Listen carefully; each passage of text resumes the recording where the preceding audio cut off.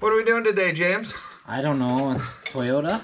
Yes, it's a 2011 Camry. It's my wife's car. Neglected brake system. Uncle Kyle here is going to show you how to do brakes on this. We've already done the other side, so we know how to do it. Yeah, we know how to do it now. And if you're tuning in for the first time, hit the like, hit the subscribe, and yeah, give the video a thumbs up. Big thumbs up. So, what did you ordered some stuff here? Yeah, I just ordered. I ordered the rotors, the brakes, and I did it all as a package. Last weekend we changed the oil on this, which I hate doing this because it's that stupid canister filter. Not a fan. But Detroit axle, Holden slotted brakes. They send you the rotors, which I'll pull that one out. Brake pads, new hardware where the cat's sleeping. They send you some .3 and a can of brake clean. So, what? How much? I think total, because I bought it all at the same time. Before COVID. What? It was a long time ago. No. Oh, no. What? No, that was this summer. Yeah.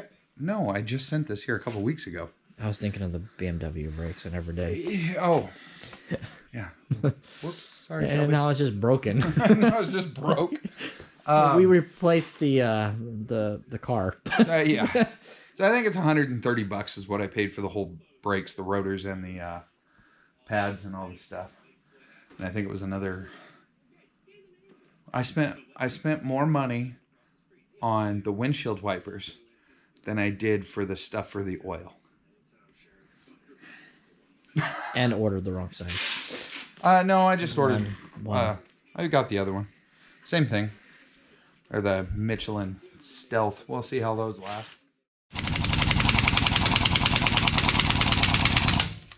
Our compressor sucks.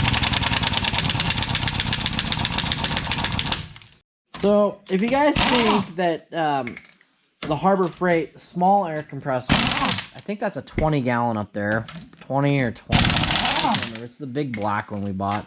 It does have the CFM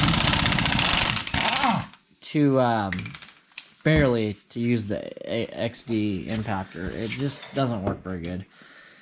You want to find a better air compressor with a CFM. The guns are good. I have nothing bad to say about that XD Harbor Freight special gun. I'm actually really happy with it when you have the right size air compressor. Yeah, just the air compressor is good for light work, not medium to heavy duty. Yeah. The Earthquake XT, that one. Well, we thought it was the gun at first because I bought the cheaper version. There's little, there's like different grades of gun. And we actually took the first one back and bought that one, and yeah, we paid a little extra for that. yeah, it was like $100 more, and that's not even their up. I don't think that's their high-end one either. I think that's like the middle of the road. We started out with the cheap one. It was just the air compressor, not the actual gun. Tools you're gonna need are right there in Kyle's hand. Yeah, pretty much. So the main ones are the 14 and the 17, and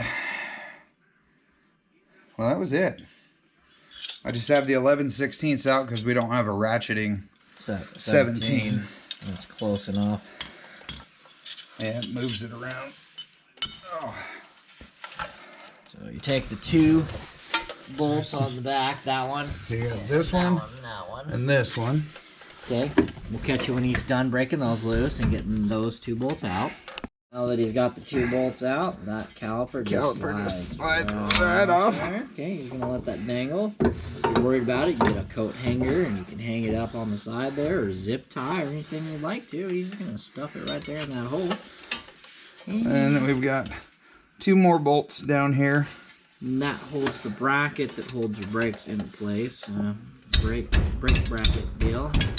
Just gonna strong arm that off there. Let's go, Brandon. Come on.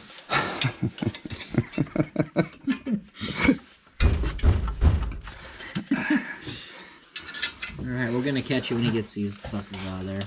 next step he's going to show you is going to pull those guys out of there. These little pins, they come in the kit.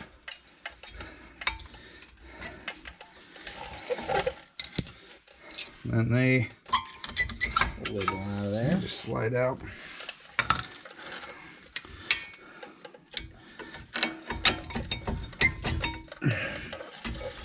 Slide those guys out.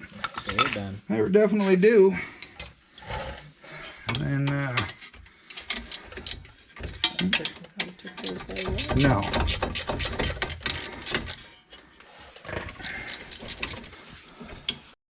Alright, so now he's got that bracket off. And these are floating. These are, yeah, free floating rotors. So basically, you just got to pound on them. He's going to show you that trick here in a second. Yeah. I mean, obviously, if you're changing brake pads, you don't need to go through this step. But since the rotors are toast, if sometimes we here at Central Oregon Shenanigans call it a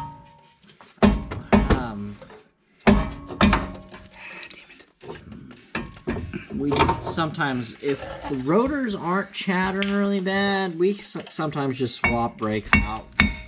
We don't do a full turn down on the rotors.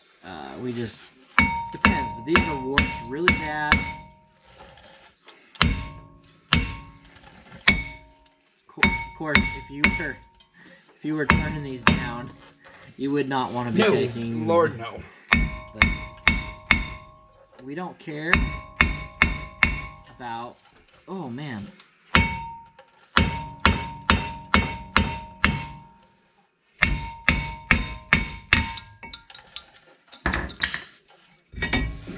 These rotors. Yeah. So. Super simple.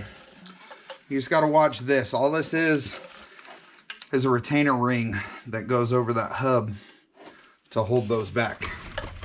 That's all that is. So, yeah, and then he puts the new stuff on. So basically, as you watch this video, now you took it apart, you put it back on. The only difference is when you get to put the caliper back on. Yeah, you got to use this C-clamp, and we'll show that. Yeah, we'll show that. It'll be. We'll put it in a minute. We're just going to gently put the new rotor on right there, like we talked about.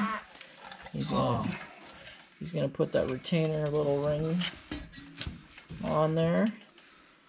And he's going to just do a little tappy, tap-tap-a-roo. I've had a long day, guys. Might be a little goofy on camera. Yes, you have. It's my bedtime right now. This is a really late night in the shop. We got the football game on. Doing late night projects. You can see over there. We tore that whole north. Is that north? Yes. The north wall is completely torn apart. Well, tore it down today and rebuilt it with insulation behind that wall, above there. Tomorrow morning when we get up, I got to frame that in and put insulation up there. And then over around the corner above this room, there's got to be some insulation that goes. And over there, this thing will be almost 100% insulated, except for the doors and above the doors, which we'll probably get to this winter too. I bumped it. All right. Knock the rotor off. Okay. We're not gonna. We'll bring it back in when we're doing the little clampy. Yeah. So you want to take these apart one at a time, because if the other side was disconnected right now and just hanging there, and you went to push on this, it'd blow that other caliper out. Vice versa, if it was the ass end of the car or the rear of the vehicle. So you want to do these one at a time, because if you go to C-clamp this with the whole system just dangling, you're gonna have problems. You can put the piston back in to the caliper, but it's not recommended.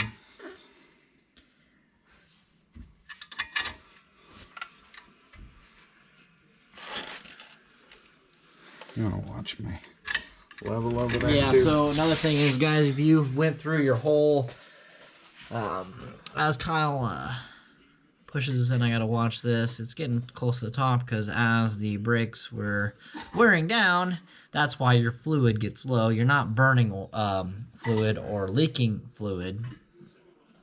You're getting close to the top, Kyle. Ooh. I still got like another half a turn. You got 1/8 of an inch up here.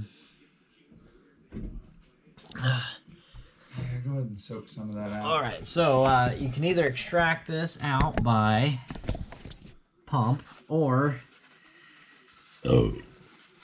Kyle's nifty trick of paper towels, Bounty, preferably the quicker picker-upper. Definitely not a sponsor. You just stick her in there.